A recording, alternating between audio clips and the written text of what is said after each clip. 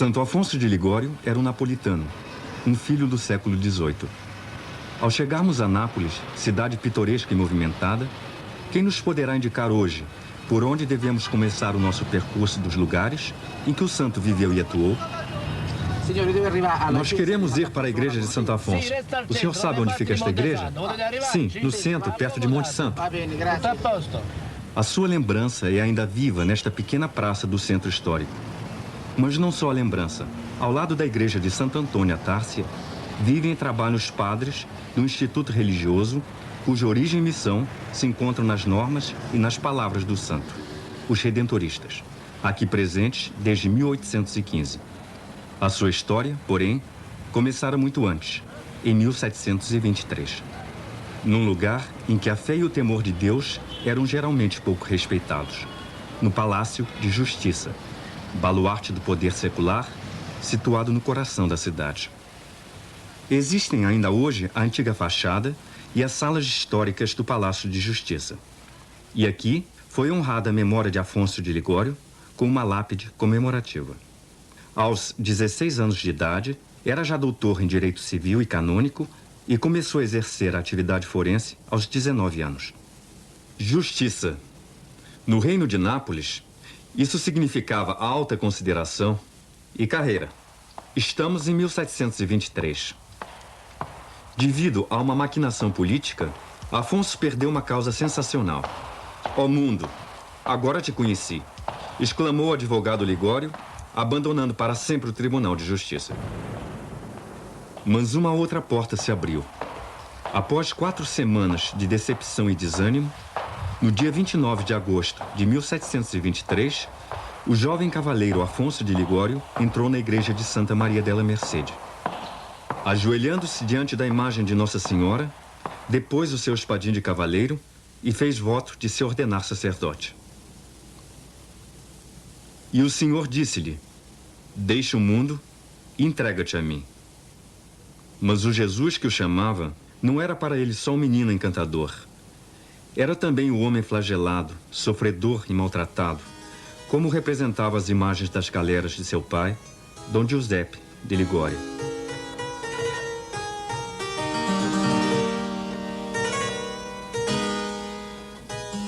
Ao princípio do século XVIII, Nápoles era o porto militar de uma frota que se mobilizava, sobretudo, contra os ataques muçulmanos. Um dos capitães dessas galeras era Dom Giuseppe de Ligório, que de simples oficial chegara a ser comandante. No dia 17 de setembro de 1696, sua mulher, Dona Ana Cavalieri, deu à luz a um menino. Na sacristia da igreja de Santa Maria dei Vergini, conserva-se o livro dos batizados. O sacerdote mostra-nos o último registro do mês de setembro de 1696.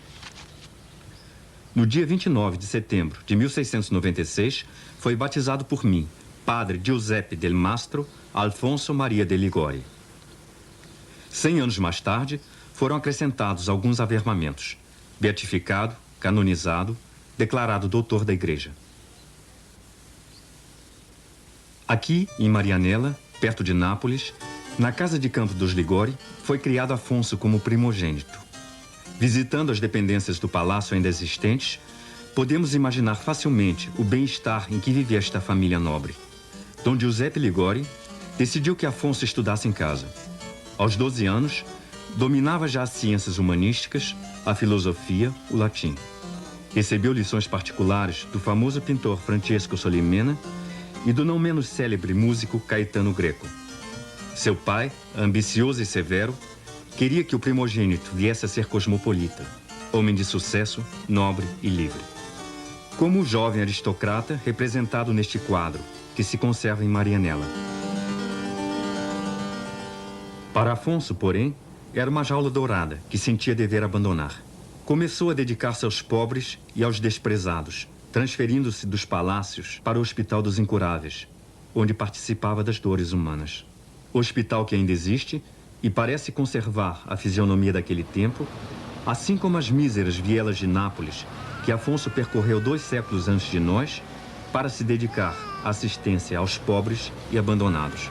Nem sequer a ira do pai conseguiu fazer com que Afonso desistisse de seus intentos. Ainda seminarista, colaborou na fundação das Capelas do Entardecer, onde os habitantes do bairro se reuniam para rezar e cantar cânticos sagrados. Essa obra existe ainda hoje, e não carece de significado o fato de alguns encontros se realizarem sempre no jardim da casa paterna de Afonso, em sua memória e em honra de Maria. Santo Afonso e la Madonna sempre insieme, perché Santo Afonso amava molto la Madonna. Para nós, Santo Afonso e Nossa Senhora estão sempre juntos, porque o santo amava muito a Nossa Senhora. O exemplo desse santo nos estimula a estar unidos a Nossa Senhora e a rezar para ela. Nós de Marianella estamos sempre presentes quando são organizadas festas em honra de Nossa Senhora. Entrando no seminário em outubro de 1723, Afonso vai se afastando cada vez mais da casa paterna. Das videiras do quintal de Marianella parte um caminho que o leva a outra vinha, a vinha do Senhor. No dia 21 de dezembro de 1726, Afonso é ordenado sacerdote na Catedral de Nápoles. E Jesus chamou a si aqueles que amava, e eles foram com ele. Ficariam com ele para serem enviados a pregar. Em 1730, Afonso desembarcou com 5 amigos seus na enseada de Minore, na costa amalfitana. Afonso tornara-se um dos pregadores mais famosos de Nápoles. Pertencia à Associação das Missões Apostólicas, chamada dos Ilustríssimos. Fizera voto de não perder nem um minuto de tempo. Mas agora, encontrando-se completamente esgotado, em perigo de morte, o médico manda-o para as montanhas, para que se estabeleça. Na Serra de Santa Maria dei Monte, Afonso vai encontrar homens que, econômica, cultural e religiosamente, ainda estão mais abandonados do que os mais pobres dos pobres de Nápoles. Eram os pastores e os cabreiros. Perguntamos a um pastor que passa por nós: Santo Afonso? Este nome diz-lhe alguma coisa? Sim, pessoalmente não l'ho conosciuto, mas dai miei nonni l'ho sentito dire que Sim, veniva qua su. eu não o conheci pessoalmente, mas ouvi de meus avós que ele pregava aqui em cima, que ensinava o catequismo naquela pequena igreja e que celebrava a missa aqui o dia inteiro com a gente. Com loro, que tutta la giornata trascorreva insieme a loro, com le pecore. Aqui viveu Afonso a sua segunda conversão. Aqui lhe veio a ideia de fundar uma congregação religiosa que deveria dedicar-se ao cuidado das almas destes pobres e abandonados. A imagem milagrosa de Santa Maria dei Monte é hoje venerada na capela do convento dos Redentoristas, em Scala, uma povoação que virá a ser de importância fundamental para Afonso e para a sua congregação. Depois de haver passado outros 2 anos em Nápoles, Afonso abandonou para sempre a sua cidade natal no dia 2 de novembro de 1732. Cavalgando um jumento, a montada dos pobres, foge para Scala sem se despedir de ninguém. Nessa pequena cidade, sobranceira Amalfi, havia sido fundada 1 ano antes uma comunidade irmã, a Ordem Religiosa das Irmãs Redentoristas. As Irmãs Redentoristas são uma ordem contemplativa que se propõe à imitação fiel da vida de Cristo.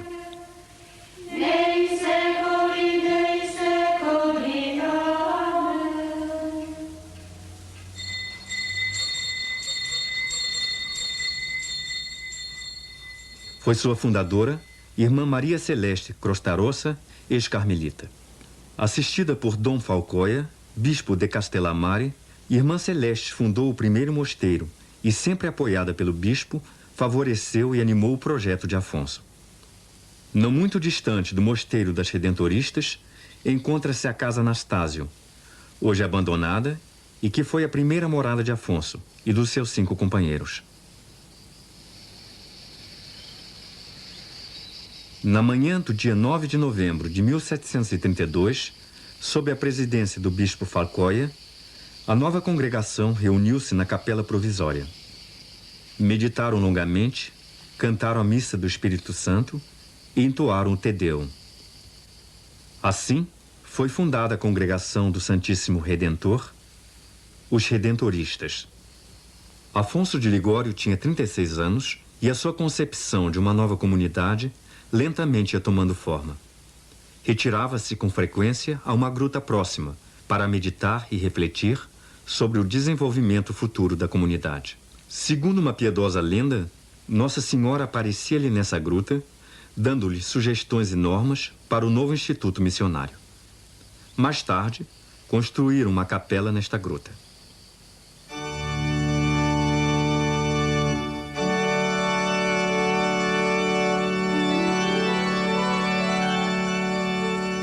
A meados de dezembro de 1732, começou na Catedral de Scala a primeira missão contínua do novo grupo de missionários.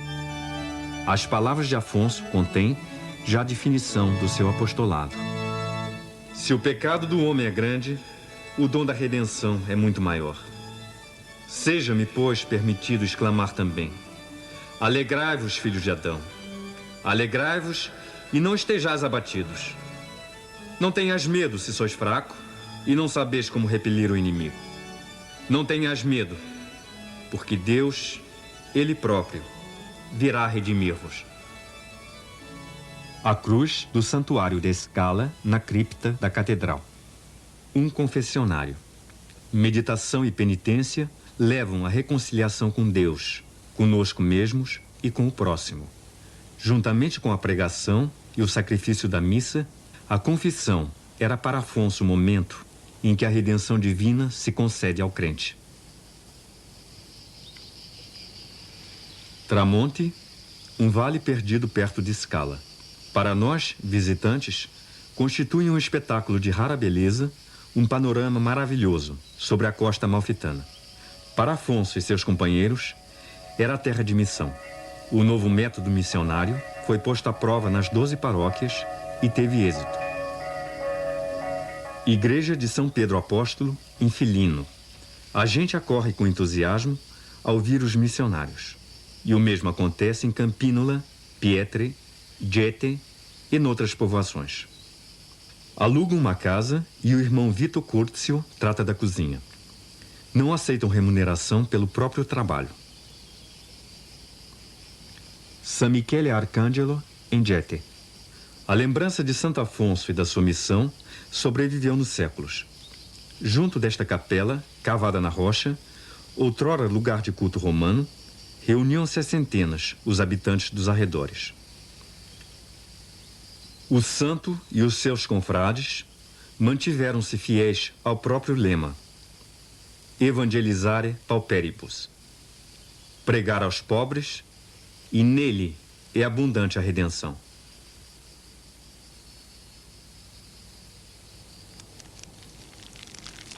A Casa Anastásio permaneceu sempre a primeira casa da comunidade religiosa, o centro e ponto de encontro onde ela sempre voltava a reunir-se. Embora os missionários, chamados por outras tarefas e por novas fundações, a tivessem que abandonar, decorridos apenas 5 anos. Ao partirem, deixaram gravado no muro, ao lado da estufa, o escudo da congregação e uma data: Anno Domini 1738.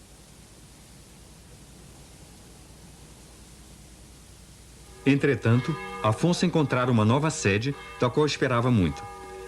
Villa degli Schiavi, hoje Villa Liberi, pequena povoação perto de Caiazzo, que permaneceu inalterada nos séculos.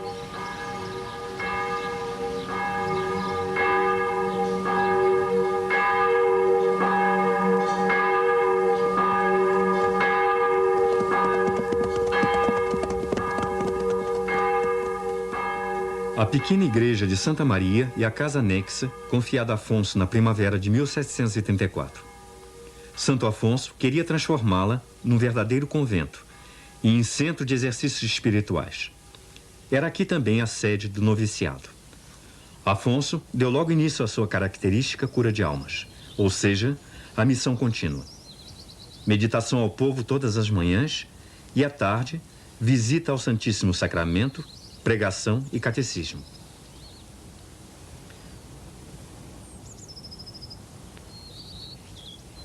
Ao longo das paredes da igreja, vemos ainda as cruzes levadas às missões das paróquias circunvizinhas. Mas as suas esperanças e projetos não se puderam realizar em Villa degli Schiavi. Passados 3 anos, após uma série de intrigas, ameaças e até agressões ao convento, os missionários tiveram que abandonar este lugar para sempre. Os vales, à volta de Tiorani, apresentam-se ainda hoje tão tranquilos como naquela manhã do dia 4 de março de 1736, dia em que começou nestes lugares a missão dos redentoristas. E aqui, Afonso continua a ser festejado todos os anos, precisamente como há 250 anos.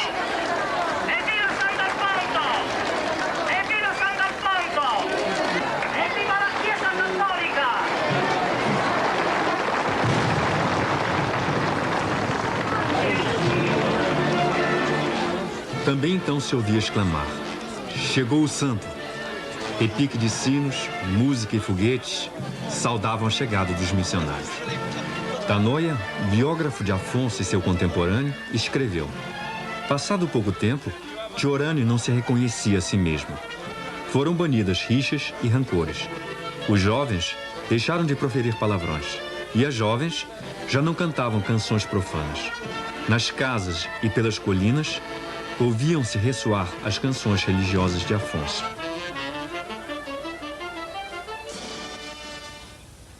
Igreja Paroquial de San Nicola. Podemos imaginar facilmente como no dia 4 de março de 1736, os padres foram solenemente acompanhados a esta igreja, como o Santo Afonso subiu ao púlpito para anunciar a grande missão, que todavia não acabaria aqui em Tiorani. Até há poucos anos, teríamos podido visitar esta sede da missão na sua forma originária, bem como o convento, que o povo construiu com entusiasmo, segundo o projeto do próprio Santo Afonso. Mas no dia 23 de novembro de 1980, às 7h30 da tarde,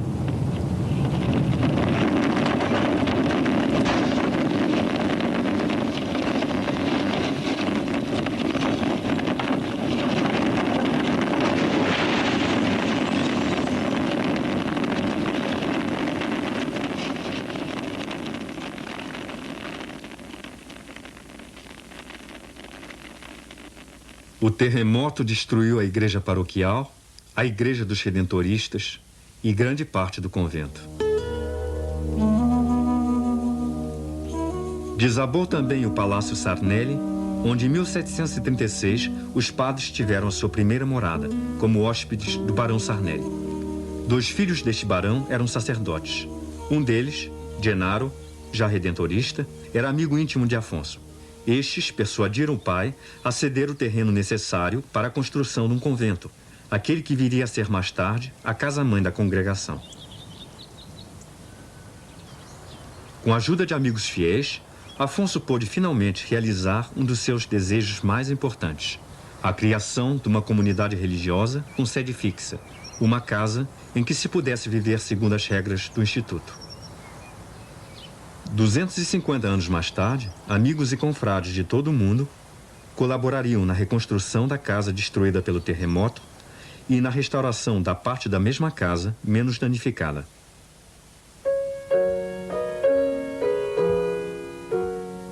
O visitante encontra aqui, a cada passo, vestígios da história antiga da congregação.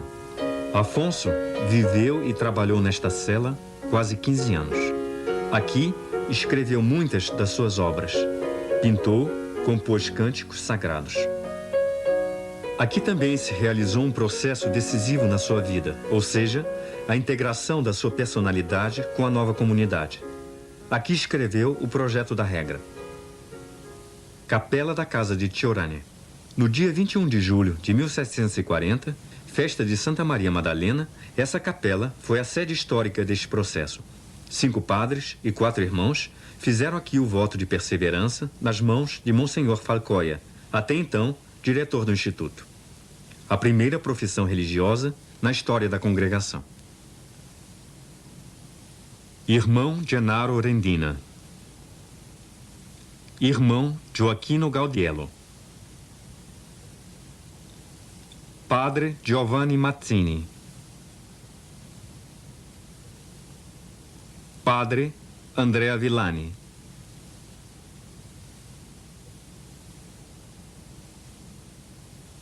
Padre Alfonso de Ligori.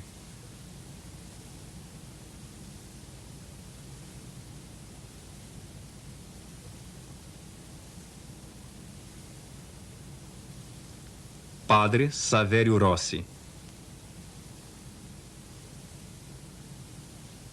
Padre Cesare Sportelli.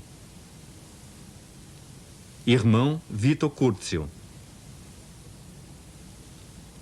Irmão Francesco Tartaglione.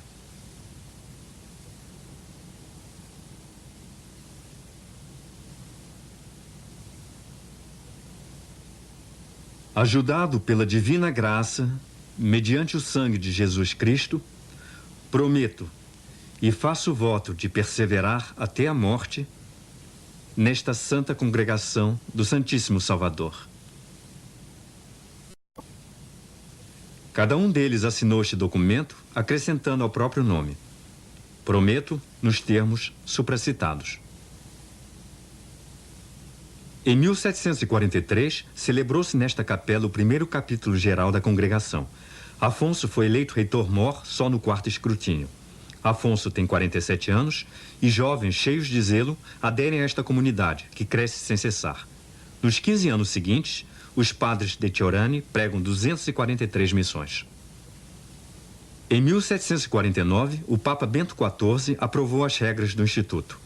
Na capela de Ciorani teve lugar um novo capítulo geral, que determinou os estatutos, então chamados Constituições. Afonso foi eleito de novo reitor-mor, mas desta vez no primeiro escrutínio. O número dos candidatos ao noviciado aumentou de repente, quando o limite de idade para admissão baixou para 18 anos. Aquilo que a história documenta é a realidade ainda hoje, embora de forma diversa. Há 250 anos que a sede do noviciado é esta casa de Ciorani. Durante o seu primeiro mandato de reitor-mor, Afonso mandou construir outra casa, Pagani. Apesar de tempestades, terremotos e transformações, continua em pé na Praça Santo Alfonso, como uma fortaleza, que resiste cheia de vida junto com a sua cidade. No verão de 1987, foi o lugar do encontro de jovens da Europa que estudaram os problemas e a missão do cristão de hoje, segundo o espírito de Santo Afonso. Entramos neste quarto simples, na ala antiga da casa. O quarto comunica com a capela através de uma janela. Aqui viveu Afonso de 1751 a 1762. Aqui terminou, em 1753, a sua obra teológica mais importante, que lhe merecerá o título de doutor da Igreja. A Teologia Moral.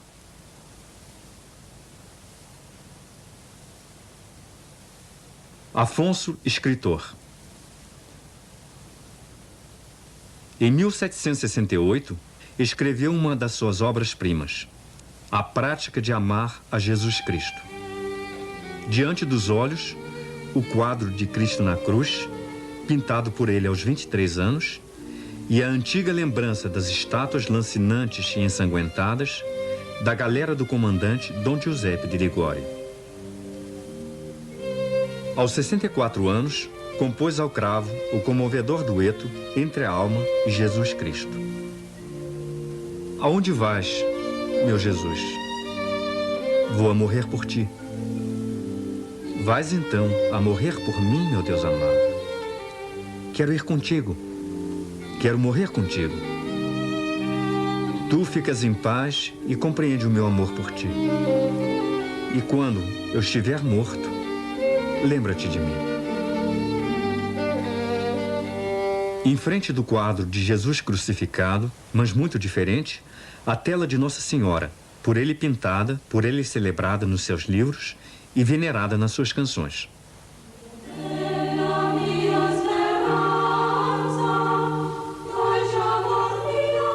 O grande meio da oração.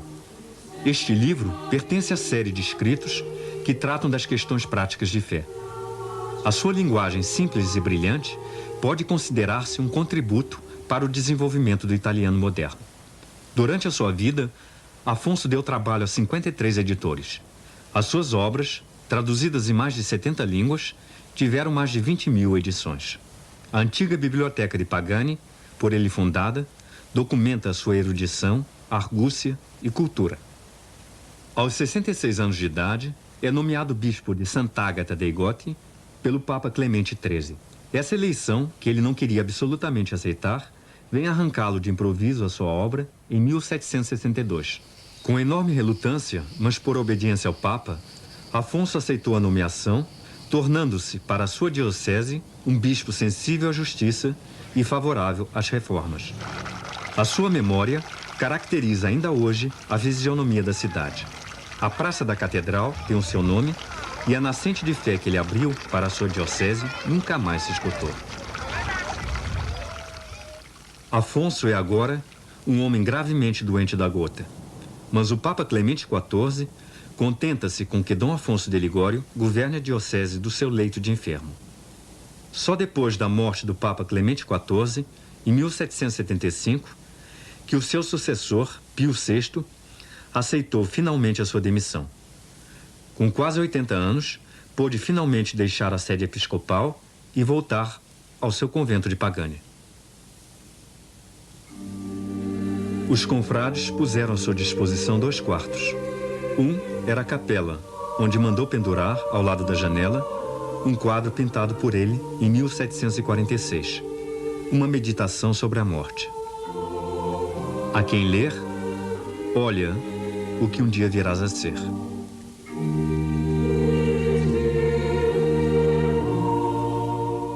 Ao lado, um pequeno aposento, quarto de dormir e de trabalho.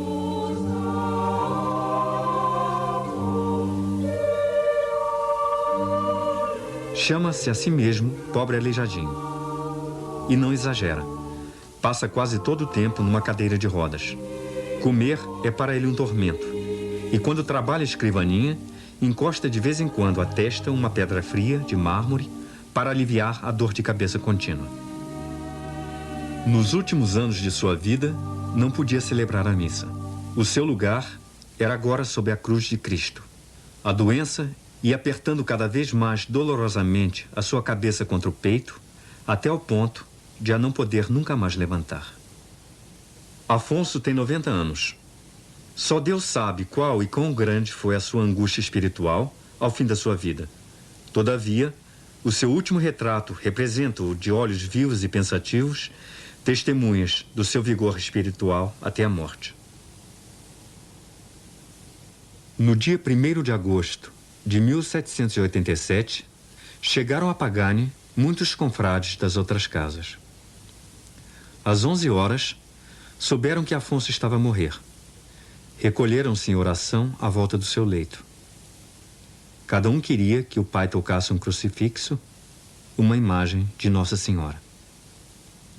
Ao toque do Ângelus, expirou.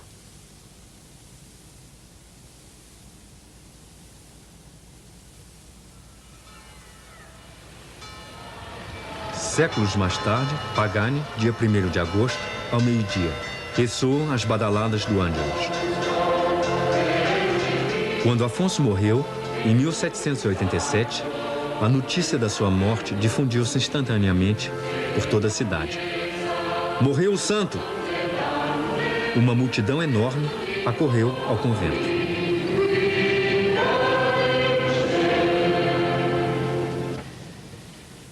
Muito numerosas as crianças e os pobres que vieram despedir-se do seu amigo, visitá-lo pela última vez. E hoje, como então, continuam a afluir. Não esquecem seu amigo e pai.